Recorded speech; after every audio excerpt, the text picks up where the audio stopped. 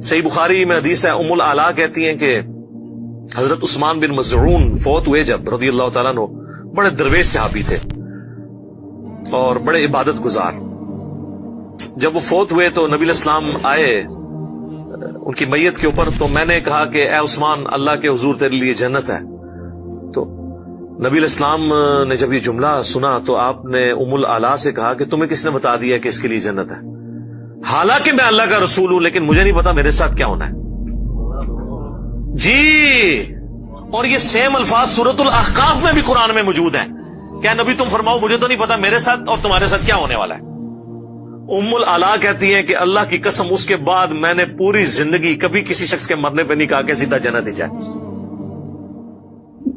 قرآن پاک کی جس آیت سے استدلال کیا گیا ہے اور جو نتیجہ نکالا گیا ہے، بڑا خطرناک نتیجہ ہے، بہت ہی زیادہ خطرناک.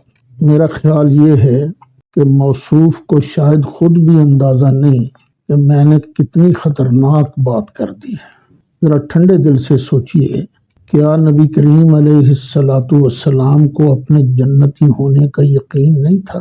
اب اگر یہ عقیدہ رکھ لیا جائے کہ نبی پاک علیہ السلام کو تو خود پتہ نہیں تھا کہ میں نے جنت جانا ہے کہ نہیں جانا، تو بھئی کس طرح ہم لوگوں کو نبی کریم علیہ السلام کا کلمہ پڑھنے کی دعوت دے سکتے ہیں؟ میں مشورہ دوں گا کہ خدا کے لیے اس بات سے رجوع کر لیجئے، یہ بڑی خطرناک بات ہے. الحمدللہ رب العالمین والصلاة والسلام علی سید الانبیاء والمرسلین وعلی آلہ واصحابہ وازواجہ وامتہ اجمعین الی یوم الدین. الحمدللہ آج 15 جنوری 2023 کو ہمارا یہ پبلک سیشن نمبر 77 انشاءاللہ منعقد ہونے جا رہا ہے. آپ کے سوالات یہ پرچیوں کی شکل میں میرے پاس آ چکے ہیں، انہیں ہم بعد میں ڈسکس کریں گے. پہلے اس ویک میں ایک کرنٹ افیئر کے طور پر بریلوی مکتب کے بہت بڑے عالم دین فیصل آباد میں، جو اپنے وقت میں بہت بڑے مناظر بھی تھے، 70+ ان کی ایج تھی، مولانا سعید احمد اسعد صاحب رحمہ اللہ تعالی، پچھلے دنوں ان کی ڈیتھ ہوئی ہے 11 جنوری 2023 کو. میری ان سے ملاقات جو پراپر ہوئی تھی دعوت و تبلیغ کا کام شروع کرنے کے بعد، وہ اگست 2019 میں ہوئی تھی، جس کی اس وقت تفصیلات بھی ہم نے ویڈیو میں ریکارڈ کروا دی تھیں، کچھ تصاویر بھی تھیں. ویسے میں پرسنلی ان کو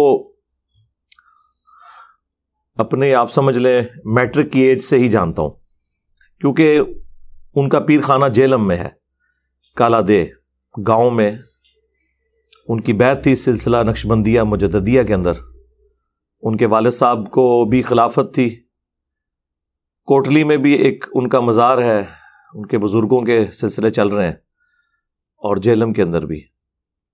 تو اس لیے جیلم ان کا وقتاً فوقتاً آنا جانا رہتا تھا.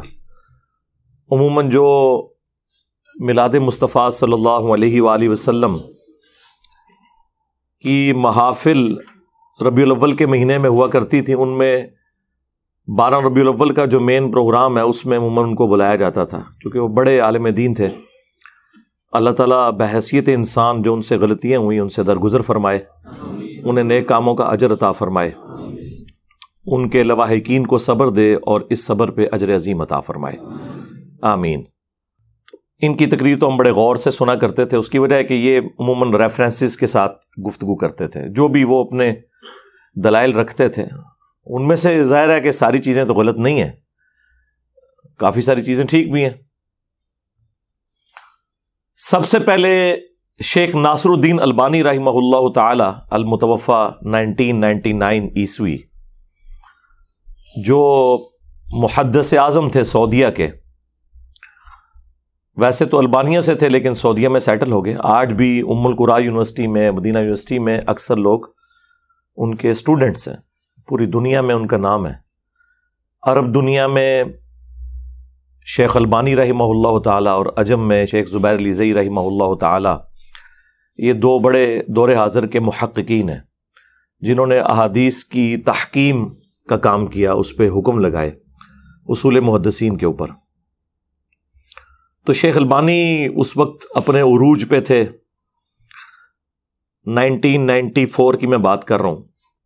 ڈیتھ تو ان کی 1999 میں ہوئی ہے. جس وقت وہ زندہ تھے اس وقت بھی اللہ تعالیٰ نے انہیں پوری دنیا کے اندر حدیث کے حوالے سے ایک مقام دیا تھا. اور وفات کے بعد تو ظاہر ہے جیسے ٹیکنالوجی عام ہوئی ہے تو زیادہ کھل کے معاملات سامنے آئے ہیں. تو مجھے یاد ہے 1994 میں جب میں FSC کا اسٹوڈنٹ تھا تو سید احمد اسد صاحب جیلم آئے ہوئے تھے، اور سب سے پہلے میں نے شیخ ناصر الدین البانی کا نام ان کے ہی منہ سے سنا تھا، مجھے تو پتہ ہی نہیں تھا. اور وہ کہتے تھے کہ وہابیاں دا سب تو وڈا محدث جڑا کسی حدیث نو صحیح کہہ دے تے سارے وہابی کہندے نے صحیح، جس حدیث نو ضعیف کہہ دے سارے وہابی دنیا دے کہندے حدیث ضعیف. یہ جملے مجھے ابھی بھی یاد ہیں پنجابی میں. تو خیر اس وقت تو مجھے اندازہ نہیں تھا ان چیزوں کا. تو وہ شیخ البانی کو کوٹ کیا کرتے تھے اپنے مسلک کی تائید میں. جو احادیث جن پہ تحکیم لگائی تھی صحت کے اعتبار سے شیخ البانی نے، تو وہ کوٹ کرتے تھے کہ شیخ البانی نے اس حدیث کو صحیح کہا ہے. اور عموماً جو عام علماء ہیں ان سے ہٹ کے وہ علمی دلائل کے ساتھ اپنا موقف رکھا کرتے تھے. یہ ان کی خوبی تھی. چونکہ مناظر تھے تو مناظر جو ہے وہ صرف لگی لپٹی باتیں نہیں کر سکتا، چرب زبانی کے ساتھ ساتھ کوئی محکم دلائل بھی چاہیے ہوتے ہیں. صرف چرب زبانی سے بھی کام نہیں چلتا. اس زمانے میں یہ دو بڑے ہی مناظر تھے ان کے، ایک سید احمد اسد صاحب، دوسرے سید عرفان شاہ مشہدی صاحب. وہ تو ابھی حیات ہیں اور سید ہیں، وہ بھی ماشاءاللہ کافی علمی دلائل کے ساتھ گفتگو کرتے تھے. تو اب تو خیر وہ کافی بوڑھے ہو چکے ہیں. تو سید احمد اسد صاحب اس وقت بھی اہل حدیث کے ساتھ، دیوبند کے ساتھ مختلف ٹاپکس کے اوپر مناظرے کیا کرتے تھے، اور اکثر وہ اپنے مخالفین کو اپنے دلائل کے ساتھ پچھاڑ دیتے تھے. اور ظاہر ہے قرآن و سنت کے دلائل سے تو پچھاڑنا ذرا مشکل ہوتا ہے. وہ مار جو کھاتا ہے نا مخالف، وہ اس بات پہ کھاتا ہے کہ تیرے ابے نے بھی یہ لکھا ہوا ہے. اس معاملے میں انہیں ملکہ حاصل تھا، یعنی دیوبند اور اہل حدیث کی مٹی پلید کر دیتے تھے وہ ان کے بزرگوں کی تعلیمات کی روشنی میں. قرآن و سنت خود وہ کتنا مانتے تھے یا ان کے مخالفین کتنا مانتے ہیں وہ آپ کو پتہ ہے. پچھلے دنوں ان کی ایک ویڈیو وائرل ہوئی اور میں نے ارادہ کیا ہوا تھا کہ میں نے اس ویک ان کو آڑے ہاتھوں لینا ہے، سید احمد اسد صاحب کو، لیکن وہ اللہ کو پیارے ہو گئے. اب وہ گفتگو تو میں ضرور اس پہ تھوڑی سی کروں گا، لیکن اس سخت انداز میں نہیں کروں گا، کیونکہ جب کوئی بندہ دنیا سے چلا گیا تو اب وہ اپنا دفاع تو سامنے آ کے نہیں کر سکتا. لیکن یہ میرا شرعی حق ہے کہ رسول اللہ صلی اللہ علیہ وآلہ وسلم کے حوالے سے کوئی شخص مجھ پہ گستاخی کا الزام لگائے تو میں اسے کلیریفائی تو کروں کہ ان کو کسی نے ادھورا کلپ کاٹ کے بھیجا ہے، آؤٹ آف کانٹیکسٹ کوئی بات ان تک پہنچائی ہے اور اس کا وہ جواب دے رہے ہیں. انجینئر محمد علی مرزا کی گستاخی اور بے باکی، یعنی جس شخص نے پوری دنیا کے بڑے بڑے فرقوں کے پچھلے 1000 سال کے بابوں کو صرف اس وجہ سے للکارا ہے کہ ان کی تعلیمات کو وہ شخص اس ہستی کی تعلیمات کے خلاف سمجھتا ہے کہ جس کی قبر مدینے میں ہے صلی اللہ علیہ وآلہ وسلم. اس لیے تو ہم نے یہ نعرہ بلند کیا ہے کہ میرے نبی سا ہے ہی کوئی نہیں، تیرے بابے تھے شے ہی کوئی نہیں. تو جو شخص خود رسول اللہ کے دفاع میں کھڑا ہوا ہے صلی اللہ علیہ وآلہ وسلم اور جینوئنلی کھڑا ہوا ہے، ویسے تو بہت لوگ دعویٰ کرتے ہیں، تو اس کے بارے میں یہ تہمت لگانا یہ بڑی زیادتی والی بات ہے. خیر وہ اب چونکہ دنیا سے چلے گئے تو میں ان کی اس غلطی کو تو ضرور ہائی لائٹ کروں گا احترام کے دائرے میں. باقی جو میں نے جس طرح آپ کو پتا ہے کہ میں آڑے ہاتھوں لیتا ہوں ساروں کو، تو وہ تو اس طرح اس پوزیشن میں نہیں ہو. ظاہر ہے کہ میں بھی اس وجہ سے دکھی بھی ہوں. ان سے اچھا تعلق تھا، محبت کرتے تھے، فون بھی بسا اوقات ان کا آ جایا کرتا تھا مجھے، اور آخری وقت میں وہ کافی حد تک تھنک آؤٹ آف باکس کرنا شروع ہو گئے تھے مختلف مسالک کے حوالے سے. خود وہ کٹری تھے اپنے مسلک میں، لیکن ایٹ لیسٹ تھوڑی سی جو ایک مناظرانہ سوچ کسی زمانے میں ہوتی تھی نا، اس سے نکل کے وہ باقیوں کے سٹیجز پہ بھی جانا شروع ہو گئے تھے، دیوبند کے پاس بھی، اہل حدیث کے پاس بھی. تو انہوں نے میرا ایک کلپ جو ان کو کہیں سے ملا، اڑتا اڑتا، یہ کلپ بازی جو میرے بارے میں کر رہے ہیں نا، ان کے بارے میں بارہا عرض کر چکا ہوں کہ یہ جو چھوٹا سا کلپ ہے نا، اگرچہ اس میں ہی بول رہا ہوں، میری ہی آواز ہے، لیکن وہ میرا کلپ نہیں ہے. میرا کلپ وہ ہوگا جو میرے چینل سے اپلوڈ ہوگا، یا ہمارے کسی اسٹوڈنٹ نے پورے کانٹیکسٹ کے ساتھ اسے اپلوڈ کیا ہے. اس کے علاوہ اگر یہ 5-5, 6-6, 7-7 سیکنڈ کی جو ویڈیوز آتی ہیں، وہ میری ویڈیوز نہیں ہے. اب آپ سوچ رہے ہوں گے کہ میری ویڈیو نہیں ہے، جبکہ ہے ہی وہ میری ویڈیو ہے. اس لیے کہ مجھے بتائیں، کیا قرآن یہ بات ماننے کے لیے تیار ہے کہ قرآن کی یہ آیت ہے، لا تقربوا الصلاۃ، نماز کے قریب مت جاؤ. قرآن تو کہے گا کہ میری آیت تو ہے وَأَقِیمُوا الصَّلَاةَ، نماز کو قائم کرو، وَلَا تَكُونُوا مِنَ الْمُشْرِكِينَ، اور مشرک نہ ہو جاؤ. ہم قرآن سے عرض کریں گے کہ نہیں، قرآن میں ہم نے خود پڑھا ہے لا تقربوا الصلاۃ، نماز کے قریب مت جاؤ. تو قرآن کہے گا میری اس طرح کی کوئی آیت نہیں ہے. ہم کہیں گے سورہ نساء میں لکھی ہوئی ہے. تو قرآن پاک کیا جواب دے گا کہ یہ آیت نہیں ہے میری، اگرچہ وہ ٹکڑا ضرور میچ کرتا ہے، لیکن میری آیت ہے لا تقربوا الصلاۃ وانتم سکارا، نماز کے قریب مت جاؤ جب تم نشے کی حالت میں ہو. آپ لاکھ چیخیں کہ پہلا حصہ تو تیرا ہی ہے نا، لیکن قرآن کہے گا میں نے یہ کہا ہی نہیں ہے. قرآن یہ کہنے کے لیے تو لا تقربوا الصلاۃ نہیں بول رہا تھا نا کہ نماز کے قریب مت جاؤ، وہ تو اس لیے بول رہا تھا کہ نشے کی حالت میں ہو تو نماز کے قریب مت جاؤ. لا تقربوا الصلاۃ تو کوئی بھی بول سکتا ہے، ہر کافر بولے گا نماز کے قریب مت جاؤ. قرآن کا جز ہو کے بھی وہ قرآن کی آیت نہیں ہے، اگرچہ قرآن میں موجود ہے. بالکل اس طریقے پہ اگرچہ میرا ہی کلپ ہو 4-5 سیکنڈ کا، میں ہی بول رہا ہوں، وہ میرا کلپ نہیں ہے، کیونکہ میں وہ تو بول ہی نہیں رہا.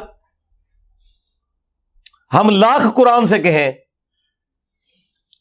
کہ ان اللہ هو المسیح ابن مریم، بے شک اللہ ہی عیسیٰ ابن مریم ہے. یہ قرآن میں لکھا ہوا ہے، سورۃ المائدہ میں آیت نمبر 72. قرآن کہے گا میرے اندر ایسی کوئی آیت موجود نہیں ہے. تو پھر قرآن سے پوچھیں. قرآن کہے گا کہ میری آیت ہے لقد کفر الذین قالوا ان اللہ هو المسیح ابن مریم، بے شک وہ لوگ کھلا کفر کر رہے ہیں جو کہہ رہے ہیں کہ اللہ ہی عیسیٰ ابن مریم ہے. اب آپ کہیں کہ نہیں، یہ جو اگلا حصہ ہے یہ تو تیرے اندر موجود ہے، ان اللہ هو المسیح ابن مریم. تو قرآن آگے سے کہے گا بے شک میرے میں موجود ہے، لیکن یہ میری آیت نہیں ہے، کیونکہ میں یہ تو کہنا ہی نہیں چاہ رہا. میں تو یہ کہہ رہا ہوں کہ وہ لوگ کافر ہیں جو کہہ رہے ہیں کہ اللہ ہی عیسیٰ ابن مریم ہے. اب آپ کو سمجھ آئی بات کی؟ جملہ تو کوئی بھی بول سکتا ہے. اگر قرآن اپنے جملے سے پیچھے ہٹ جائے صرف اس وجہ سے کہ اسے آؤٹ آف کانٹیکسٹ آپ نے پیش کیا ہے، اتنے حصے کو بھی قرآن اپنی آیت نہیں مانے گا، کیونکہ وہ یہ کہنا ہی نہیں چاہ رہا.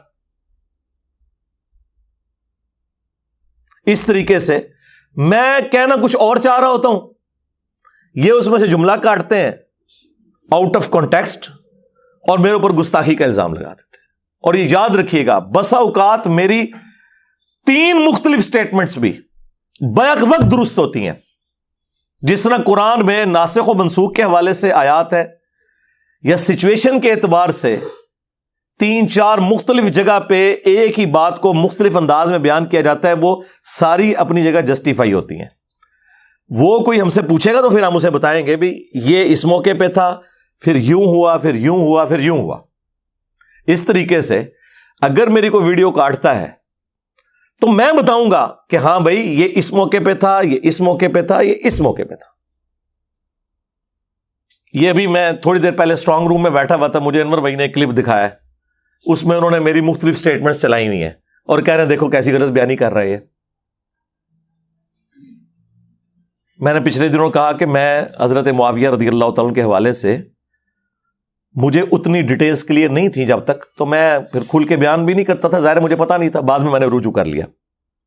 اچھا، پھر انہوں نے میرے ایک لائیو سیشن سے ایک کلپ بیچ میں ڈالا ہوا ہے جس میں میں نے کہا ہے کہ مجھے پہلے بھی یہ باتیں پتہ تھیں لیکن میں نے کبھی کھول کر بیان نہیں کی کیونکہ حالات سازگار نہیں تھے.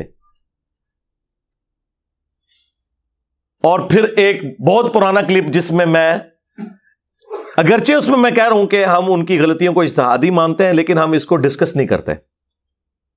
وہ کہتے ہیں چلو یہ پہلی اور آخری سٹیٹمنٹ تو میچ کر گئی, یہ درمیان میں جو کہہ رہا ہے مجھے پتا بھی تھا تب بھی میں نے بیان نہیں کیا, اور دوسری طرف کہہ رہا ہے مجھے پتا ہی نہیں تھا. جناب یہ ساری سٹیٹمنٹس اپنی جگہ درست ہیں, یہ فیز ہے, مختلف فیزز ہیں. پتہ چلنے کے فوراً بعد ریکارڈنگ نہیں کروا دی, حالات و واقعات کا انتظار کیا, اور جب میرے اوپر پریشر آیا تو پھر میں نے وہ ویڈیو ریکارڈ کروائی حضرت معاویہ رضی اللہ تعالیٰ عنہ 15 اہل سنت کے اماموں کی روشنی میں. اس سے پہلے میں اجتہادی غلطی کہتا تھا تو وہ ایک سٹیپ میں نے اس میں طے کیا. تو یہ سٹیٹمنٹس بیک وقت ساری جگہ درست ہیں کہ پہلے پتہ نہیں تھا, پھر پتہ چلا تو اس میں سے کچھ بیان کیا, کچھ روک لیا اس وجہ سے کہ حالات فیوریبل نہیں تھے, اور پھر جب حالات فیوریبل ہوئے تو اس سے بہتر بیان کیا, اور پھر فائنلی اس چیز کو کنکلوڈ کیا. تو میں اللہ کے فضل سے زندہ ہوں. میں اپنے اسٹوڈنٹس کو کہتا ہوں کہ باقی لوگوں کو تو اللہ نے یہ موقع نہیں دیا.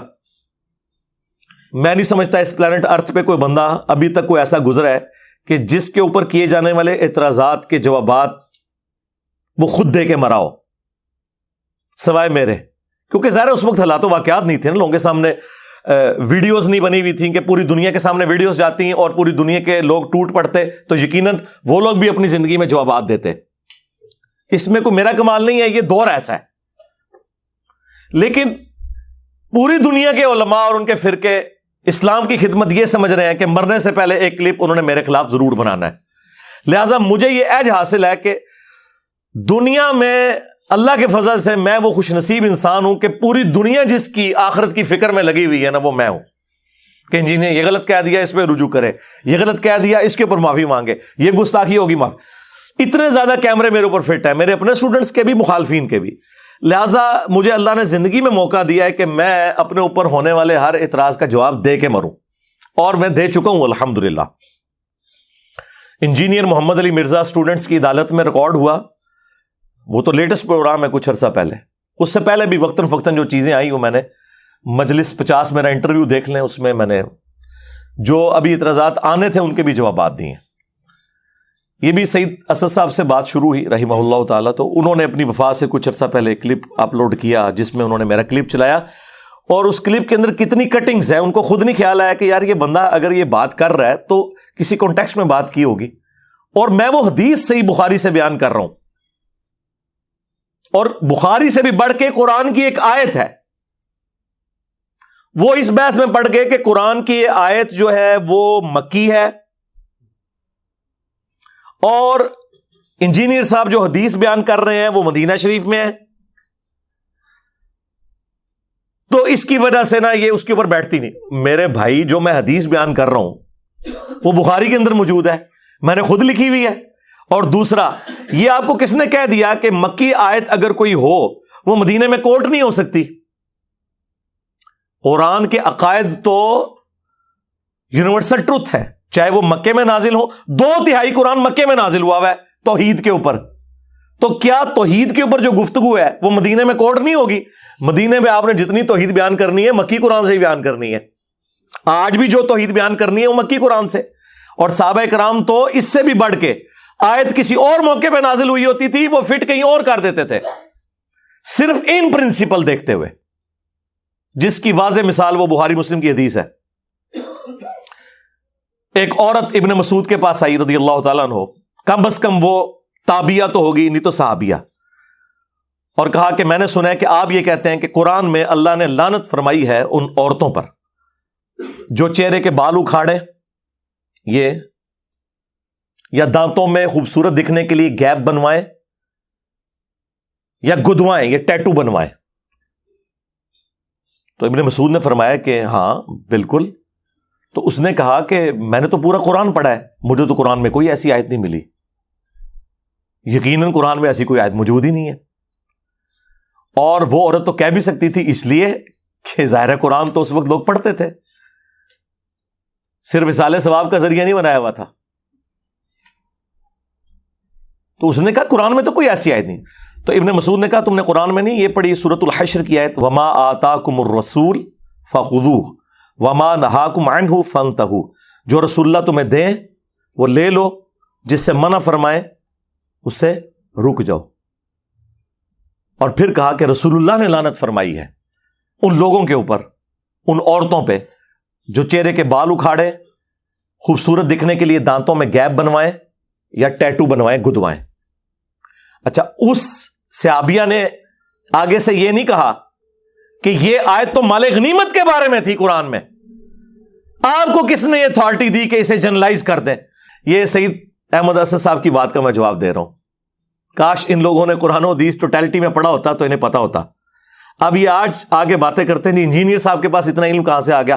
میرے بھائی اس لیے کہ میرے پاس انجینئرنگ کی ڈگری ہے, میکینیکل انجینئرنگ کی, اور میں اپنی یونیورسٹیز کے ٹاپرز میں سے ہوں, آنرز کے ساتھ ڈگری کی ہوئی ہے. اس کے بعد میں نے اپنا انٹلیکٹ استعمال کیا قرآن و سنت کے اوپر. تو اللہ تعالیٰ نے یہ راہ میرے لیے کھولی ہیں. والذین جاہدوا فینا لنہدینہم سبلنا, جو لوگ ہماری راہ میں کوشش کریں گے ہم اپنی راہیں ان کے لیے کھول دیں گے. تو یہ حدیث بخاری مسلم دونوں میں تھی. اب اس عورت کا کام بنتا تھا کہ وہ کہتی کہ یہ آیت تو مال غنیمت کے بارے میں ہے, اس کا کیا لینا دینا اس معاملے کے ساتھ کہ آپ اسے ٹیٹو بنوانے کے اوپر اور ان چیزوں کے اوپر لگا دیں. انہیں پتا تھا یہ آیات جنرلائز ہوگی, جس طرح میں جنرلائز کرتا ہوں کہ سورہ بقرہ کی یہ جو آیت ہے نا, وَلَا تُلْقُوا بِأَيْدِيكُمْ إِلَى التَّهْلُكَةِ, اپنے ہاتھوں سے اپنے آپ کو ہلاک مت کرو. یہ اسپیسیفکلی آیت تو قرآن میں ہے. جو لوگ اللہ کی راہ میں مال خرچ نہیں کرتے, گویا اللہ تعالیٰ فرما رہا ہے تم اپنے آپ کو ہلاک کر رہے ہو. لیکن اسی آیت کے تحت دنیا کے تمام علماء سگریٹ پینے کو حرام قرار دیتے ہیں کہ وہ اپنی جان کو ہلاک کرنا ہے. تو بالکل درست ہے. قرآن کی آیات یونیورسل ٹروتھس ہیں, جسے فٹ اسے گفٹ. تو وہ صحابیہ کہنے لگیں کہ حضرت آپ کی بیوی بھی یہ سب کچھ کرتی ہے. وہی بات کہ میں تو ایک کلپ تک ہے. اس زمانے میں کسی نے کلپ ابن مسعود کا بھی کاٹا ہوگا نا کہ ابن مسعود کی بیوی بھی وہ سارے کام کرتی ہے جو ابن مسعود لوگوں کو منع کرتے ہیں. ظاہر ہے سنی سنائی بات. تو ابن مسعود نے کوئی غصہ نہیں کھایا. انہوں نے کہا جاؤ میری بیوی کو دیکھ لو. وہ عورت اندر گئی, بخاری مسلم کے الفاظ ہیں, شرمندہ ہو کے باہر نکلی اور کہا کہ آپ کی بیوی میں تو ایسی کوئی بات نہیں ہے. وہ کلپ بھی کسی نے کاٹا ہوا تھا. تو ابن مسعود نے آگے سے ایک جملہ بولا. انہوں نے کہا کہ اگر میری بیوی یہ کرتی ہوتی تو ابن مسعود کی بیوی نہ ہوتی کہ رسول اللہ کی نافرمان ہو, کہ اللہ کے نبی تو لعنت فرمائے ایسی عورتوں پہ, اور میری بیوی ہو وہ. اب آپ اس طرف آ جائیں جو سعید اسد صاحب رحمہ اللہ تعالیٰ کو کسی نے مس لیڈ کیا. وہ میں بخاری کی حدیث بیان کر رہا تھا. ام العلا سلام اللہ علیہا ایک بوڑھے صحابی تھے, عثمان بن مظعون رضی اللہ تعالیٰ عنہ. وہ ان کی خدمت کیا کرتی تھی. وہ فوت ہو گئے. نبی علیہ السلام ان کی میت پہ آئے تو ام العلا نے رسول اللہ کی موجودگی میں کہہ دیا, اے عثمان, اللہ کے حضور تو آپ کے لیے بہت اجر ہے, جنتیں ہیں. تو نبی علیہ السلام نے کہا کہ ام العلا تمہیں کس نے بتا دیا کہ یہ جنت میں ہے؟ حالانکہ میں اللہ کا رسول ہوں, مجھے نہیں پتا کہ میرے ساتھ اور تمہارے ساتھ کیا ہونے والا ہے. بڑے سخت الفاظ تھے. انہوں نے کہا کہ یہ رسول اللہ کی گستاخی ہو گئی ہے. صحیح بخاری میں حدیث ہے, ام العلا کہتی ہیں کہ حضرت عثمان بن مظعون فوت ہوئے جب رضی اللہ تعالیٰ عنہ, بڑے درویش صحابی تھے اور بڑے عبادت گزار. جب وہ فوت ہوئے تو نبی علیہ السلام آئے ان کی میت کے اوپر. تو میں نے کہا کہ اے عثمان, اللہ کے حضور تیرے لیے جنت ہے. تو نبی علیہ السلام نے جب یہ جملہ سنا تو آپ نے ام العلا سے کہا کہ تمہیں کس نے بتا دیا کہ اس کے لیے جنت ہے؟ حالانکہ میں اللہ کا رسول ہوں لیکن مجھے نہیں پتا میرے ساتھ کیا ہونا ہے. جی, اور یہ سیم الفاظ سورۃ الاحقاف میں بھی قرآن میں موجود ہیں. کیا نبی تم فرماؤ مجھے تو نہیں پتا میرے ساتھ اور تمہارے ساتھ کیا ہونے والا ہے. ام العلا کہتی ہیں کہ اللہ کی قسم اس کے بعد میں نے پوری زندگی کبھی کسی شخص کے مرنے پہ نہیں کہا کہ سیدھا جنت ہی جائے. قرآن پاک کی جس آیت سے استدلال کیا گیا ہے اور جو نتیجہ نکالا گیا ہے, بڑا خطرناک نتیجہ ہے, بہت ہی زیادہ خطرناک. میرا خیال یہ ہے کہ موصوف کو شاید خود بھی اندازہ نہیں کہ میں نے کتنی خطرناک بات کر دی ہے۔ ذرا ٹھنڈے دل سے سوچئے، کیا نبی کریم علیہ الصلاۃ والسلام کو اپنے جنتی ہونے کا یقین نہیں تھا؟ اب اگر یہ عقیدہ رکھ لیا جائے کہ نبی پاک علیہ السلام کو تو خود پتہ نہیں تھا کہ میں نے جنت جانا ہے کہ نہیں جانا، تو بھئی کس طرح ہم لوگوں کو نبی کریم علیہ الصلاۃ والسلام کا کلمہ پڑھنے کی دعوت دے سکتے ہیں؟ میں مشورہ دوں گا کہ خدا کے لیے اس بات سے رجوع کر لیجئے، یہ بڑی خطرناک بات ہے۔ حدیث بخاری میں لکھی ہوئی ہے، گستاخی انجینئر صاحب کر رہے ہیں، کہنے والے رسول اللہ ہیں، گستاخی انجینئر صاحب کر رہے ہیں۔ اور اس پہ میں نے جملہ بولا کہ اس سے بڑھ کر قرآن میں لکھا ہوا ہے سورۃ الاحقاف میں کہ اے نبی تم فرماؤ میں کوئی نیا رسول نہیں ہوں، مجھے تو نہیں پتا کہ خود میرے ساتھ اور تمہارے ساتھ کیا معاملہ ہونے والا ہے، لیکن ساتھ میں نے یہ بھی بولا کہ حالانکہ ہمیں پتا ہے کہ وہ اللہ کے رسول ہے صلی اللہ علیہ وسلم، قطعی جنتی ہیں، لیکن یہ امت کی اصلاح کے لیے تھا، یہ جملے اس میں سے کٹے میں۔ میں کہتا ہوں یہ جملے کاٹ کے بھی میرے پہ فتویٰ کیسے تھا؟ ڈسکس تو بخاری اور سورۃ الاحقاف ہونی چاہیے تھی۔ اللہ کو گستاخ ڈکلیئر کرتے، رسول اللہ کو گستاخ ڈکلیئر کرتے، اس کے بعد بخاری کو ڈکلیئر کرتے، میرا تو چوتھا نمبر آتا تھا۔ کیسے ظالم ہے یار! اور پتہ نہیں کہ اس طرح کے جملے بول کے کتنے عاشقان رسول کو یہ ورگلا رہے ہوتے ہیں کہ جاؤ جی انجینئر پہ چڑھ دوڑو جا کے، اس بات کے اوپر کہ وہ قرآن بیان کر رہا ہے، احادیث بیان کر رہا ہے۔ ام العلا کہتی ہیں اللہ کی قسم اس کے بعد میں نے کبھی کسی کے لیے نہیں کہا کہ یہ جنتی ہے، اتنا میں ڈر گئی۔ آپ مجھے بتائیں جو عبد القادر جیلانی کی طرف منسوب ہے وہ کہتے ہیں میں اپنے سارے مرید ہی جنت میں لے کے جاؤں گا، وہ تو شاہی کوئی نہیں، لے جاؤ بابے اپنے، تو جو آپ نے بنائے میں نٹھو ادھروں، آپ کی وہ فیصلہ باد کی لینگویج نٹھو۔ اور میرا جو یونیورسٹی کا ایک روم میٹ تھا نا تو وہ کمالیہ کا تھا، تو مجھے کافی ساری وہ پنجابی نا فیصلہ باد والی بھی اداں تے اداں، ٹھیک ہے، نٹھو، تو یہ سارے ہم تو بولتے ہیں نسو ادھروں، یہ انہوں نے کہانیاں بنائی ہوئی ہیں۔ خیر وہ کچھ دنوں بعد ام العلا نے خواب دیکھا، اس میں انہوں نے حضرت عثمان بن معزون کا ایک چشمہ دیکھا، پھر حضور کو آگے بتایا، آپ نے فرمایا یہ اس کا عمل ہے، یعنی وہ خواب میں غیبی خبر ملی اور اس خواب کی بھی تصدیق وقت کے پیغمبر نے کی، اور پھر کنفرم ہو گیا کہ اللہ تعالیٰ نے انہیں جنت میں بھیجا ہے۔ لیکن الحمدللہ اس پوری حدیث سے ایک عقیدہ کلیئر ہوا ہے۔ مجھے تو حیرانگی ہے کل کو آپ کے سامنے کوئی یہ آیت پڑھے جو قرآن میں کم از کم 3 دفعہ آئی ہے، سورۃ الانعام کے اندر، سورہ الزمر کے اندر، سورہ یونس کے اندر، قل انی اخاف ان عصیت ربی عذاب یوم عظیم۔ اے نبی تم فرماؤ کہ بالفرض، اب یہ ہم بریکٹ میں خود لگا رہے ہیں، اگر میں بھی اپنے رب کی نافرمانی کروں تو مجھے اس بات کا ڈر ہے کہ بڑے دن کا عذاب مجھے بھی آ پکڑے گا۔ یہ آیت میں پڑھوں تو کیا کوئی مسلمان مجھے یہ کہے گا کہ انجینئر صاحب کہتے ہیں کہ اللہ کے نبی کو قیامت میں نعوذ باللہ عذاب ہونے والا ہے؟ او بھئی یہ تو اللہ کہہ رہا ہے اور نبی سے کہلوا رہا ہے، اس لیے کہ تمہارا کوئی بابا یہ جرت نہ کرے کہ میں ادو تک جنت نہیں ورنا جو تو سارے مرید لے نہ جاواں، کتے نہ لے جاواں، اوتے ہی جسے تو جانا ہے، جنت ہی جانا سوکھا نہیں ہے۔ بخاری مسلم دونوں میں حدیث ہے، نبی علیہ السلام نے اپنے ایک ایک رشتہ دار کو مخاطب کیا، جب قرآن کی آیت نازل ہوئی نا کہ اپنے قریبی رشتہ داروں کو ڈر سنائے، سورہ الشعراء کی، تو حضور نے کہا اے نبی کے چچا عباس میرے مال سے جو لینا ہے لے لے، اگر اللہ نے تجھے پکڑ لیا میں اللہ کے حضور تجھے چھڑوا نہیں سکوں گا۔ اچھا عباس تو اس وقت مسلمان نہیں ہوئے تھے، یہاں تو پھر بھی کوئی گنجائش نکلتی ہے، پھر حضور نے اپنی پھوپھی کو مخاطب کیا جو مسلمان ہو چکی تھی، سیدہ صفیہ سلام اللہ علیہ، اے نبی کی پھوپھی صفیہ میرے مال سے جو لینا ہے لے لے، اگر اللہ کے حضور پکڑی گئی تو میں تیرے کچھ کام نہیں آؤں گا۔ اور سب سے بڑھ کر جنتی عورتوں کی سردار جو بخاری مسلم میں ہے، سیدہ فاطمہ سلام اللہ علیہ، اے نبی کی بیٹی فاطمہ میرے مال سے جو لینا ہے لے لے، اگر اللہ کے حضور پکڑی گئی تو میں تیرے کچھ کام نہیں آؤں گا۔ مجھے بتائے ان آیات اور ان احادیث کے ہوتے ہوئے بابے تے شاہی کوئی نہیں، اندازہ کریں۔ لہذا انہوں نے آپ کے ساتھ بالکل ٹھیک کیا ہے کہ قرآن حدیث ڈائریکٹ نہیں پڑھنا، گمراہ ہو جاؤ گے. ہاں، کیونکہ جن عقیدوں پہ وہ لوگ ہیں یا وہ آپ کو سکھانا چاہتے ہیں، ان سے آپ گمراہ ہو کے اپنی نسبت اس کے ساتھ جوڑ لیں گے جس کی قبر مدینے میں ہے صلی اللہ علیہ وآلہ وسلم. یہ لو تو قرآن، مطلب قرآن تو ان کی موت بنا ہوا ہے. اور میں یہ بھی نہیں کہتا کہ قرآن آپ ہمارا ترجمہ مان لیں، آپ اعلیٰ حضرت کا ترجمہ پڑھ لیں. اور آج کے زمانے میں تو یہ پڑھے لکھے بندے کو بحث ہی نہیں کرنی چاہیے ترجمے والی. اب کون سا زمانہ رہ گیا؟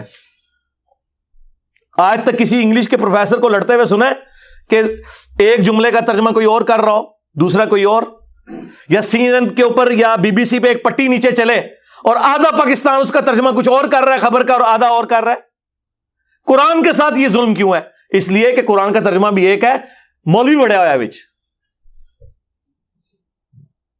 وہ ماننا نہیں چاہتا ایاک نعبد و ایاک نستعین کو، اس لیے وہ اس میں آپ کو کہے گا نہیں یہ نہیں ہوتا تو وہ نہیں ہوتا، تو وہ نہیں ہوتا تو یہ ہوتا ہے. میں نے اکثر یہ آپ کو کہا کہ قرآن میں ایک آیت ایسی ہے کہ اگر وہ آیت آپ کسی چوک میں کھڑے ہو کر بلند آواز سے پڑھیں تو شہادت یقینی ہے. یہ جو لوگ کہتے ہیں نا غلامی رسول میں موت بھی قبول ہے، حرمت رسول پہ جان بھی قربان ہے، تو اگر کوئی واقعی قربان کروانا چاہتا ہے تو قرآن کی یہ آیت اور ترجمہ اعلیٰ حضرت کا پڑھ لے. میں یہ نہیں کہتا کہ میں جو ترجمہ کر رہا ہوں وہ پڑھے، اعلیٰ حضرت کا ترجمہ پڑھے. سورۃ الاعراف آیت نمبر 188، قل لا املک لنفسی نفعا ولا ضرا، اے نبی تم فرماؤ میں تو اپنی جان کے حق میں بھی کسی نفع اور نقصان کا مالک نہیں ہوں، الا ما شاء اللہ، ہاں مگر جو اللہ میرے لیے چاہے. اس میں بعض اوقات نا یہ گھس جاتے ہیں کہ جو اللہ چاہے، یعنی جتنا اللہ نے مجھے اختیار دیا ہوا ہے، نعوذ باللہ، یہ اس طرح بھی چال پڑتے ہیں. قرآن تو یہ کہنا نہیں چاہتا، کیونکہ اگلے الفاظ اسی آیت کے اس کی حفاظت کر رہے ہیں.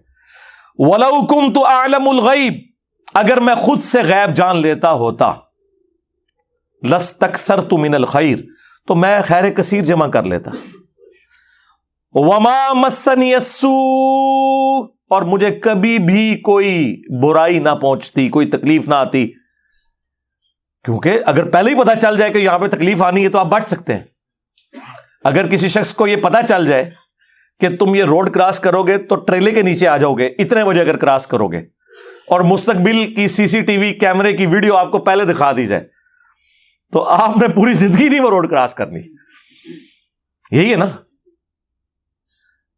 تو اگر مجھے پتا چل جاتا کہ ایسا ہونے والا ہے تو میں خیر، اور یہ واجب بھی ہے آپ پہ، یہ کوئی بزدلی نہیں ہے اگر آپ کو پتا چل جائے. اسی لیے تو اگر کوئی برا خواب دیکھتا ہے تو صدقہ اور خیرات کرتا ہے. کیوں کرتا ہے؟ کہ تکلیف ٹل جائے، یہ ہمارا رائٹ ہے. تو نبی تم فرماؤ اگر میں خود سے غیب جان لیتا، ویسے تو نبی کو اللہ تعالیٰ غیبی خبر دیتا ہے، وہ تو قرآن میں واضح سورہ آل عمران کے اندر آیا، نبی تو ہوتا ہی وہ ہے جس کے پاس غیبی خبریں ہوں. وَمَا كَانَ اللَّهُ لِيُطْلِعَكُمْ عَلَى الْغَيْبِ، اور اللہ کی یہ شان نہیں ہے کہ تم عام لوگوں کے اوپر غیب کی کوئی اطلاع کرے. وَلَكِنَّ اللَّهَ يَجْتَبِي مِن رُّسُلِهِ مَن يَشَاءُ، بلکہ اللہ اپنے رسولوں میں سے جسے چاہتا ہے چن لیتا ہے. اور تمہارا کام ہے اللہ اور اس کے رسول کی خبروں پہ ایمان رکھنا. غیب کی اطلاع پیغمبروں کے پاس آتی ہے وحی کے ذریعے. تو اگر میں خود سے غیب جان لیتا تو خیر کثیر جمع کر لیتا، مجھے کبھی کوئی تکلیف نہ پہنچتی. ان انا الا نذیر و بشیر، میں تو نہیں ہوں مگر ڈر سنانے والا اور خوشخبری سنانے والا. لقوم یؤمنون، ایسے لوگوں کے لیے جو بات ماننا چاہیں، جو ایمان والے ہیں یا ایمان لانا چاہتے ہیں یا بات کا یقین کرنے والے ہیں. اور جو نہیں ماننا چاہتا، جو سویا ہوا ہے، اس کو تو آپ جگا سکتے ہیں، جو آنکھیں بند کر کے لیٹا آپ اس کو اٹھا نہیں سکتے. آپ مجھے بتائیں یہ آیت کو بیان کر سکتا ہے؟ اس میں تو کلیئر کٹ ہے کہ میں تو اپنی جان کے نفع نقصان کا مالک نہیں ہوں. تو سرکار پھر ہم اس پہ کیوں نہ بولیں کہ اگر رسول اللہ کا یہ سٹیٹس ہے تو تیرے بابے تو شاہی کوئی نہیں، کیونکہ میرے نبی سا ہے ہی کوئی نہیں، تیرے سارے بابے شاہی کوئی نہیں. یعنی رسول اللہ کے مقابلے پہ صلی اللہ علیہ وآلہ وسلم ہم اپنے ساتھ مقابلہ کروا ہی نہیں رہے، ان کے ساتھ کروا رہے ہیں. وہ بھی اس لیے کروا رہے ہیں کہ یہ لوگ ان کو عزت دیتے ہیں. میں تو ان کے کسی بابے کو بھی اپنے کسی اسٹوڈنٹ کے برابر بھی نہیں سمجھتا، اگر میرے کو پوچھو. ہاں سیدھی جی گل ہے. ہمیں تو کوئی شک نہیں ہے کہ انہوں نے دین کے ساتھ جو کچھ کیا ہے، اگر یہ ان کی تعلیمات ہیں جو انہوں نے پھیلائی ہیں اپنی کتابوں میں اور اپنے ماننے والوں کو، اور اگر نہیں پھیلائی ہیں تو اللہ اور ان کا معاملہ ہے۔ ہاں جہاں پہ ہمارے پاس پیرلل میں کوئی سورس موجود ہے وہاں ہم کسی بابے کو کرٹیسائز نہیں کریں گے، جس طرح عیسیٰ ابن مریم کے بارے میں 2.25 ارب عیسائی شرکیہ عقیدے رکھے ہوئے ہیں، لیکن عیسیٰ ابن مریم کے دفاع پہ قرآن کھڑا ہے، وجیہاً فی الدنیا والآخرہ ومن المقربین، دنیا اور آخرت میں اللہ کے حضور وجاہت والے ہیں اور اللہ کے قریبی لوگوں میں سے۔ عیسیٰ ابن مریم کے بارے میں کوئی بکواس کرے گا ہم اس کی زبان کھینچ لیں گے، کیونکہ عیسیٰ ابن مریم اگرچہ 2.25 ارب کرسچنز کے بابا ہیں لیکن رسپیکٹیبل بابا ہیں، جس طرح کہ ہمارے بابا ہیں النبی اولی بالمؤمنین من انفسہم وازواجہ امہاتہم، نبی تمہاری جانوں سے بڑھ کر تم پر حق رکھتے ہیں، اور نبی کی بیویاں امت کی مائیں ہیں، تو نبی امت کا روحانی باپ، الحمدللہ، اللہ کا شکر ہے۔ تو ہم لوگوں کے بنائے ہوئے بزرگوں سے توڑ کر اس شخص کے ساتھ جوڑ رہے ہیں جس کی قبر مدینے میں ہے، صلی اللہ علیہ وآلہ وسلم۔ صلو علی محمد وآل محمد، اللہم صلی علی محمد وعلی آل محمد واصحاب محمد وازواج محمد وامت محمد اجمعین الی یوم الدین، آمین۔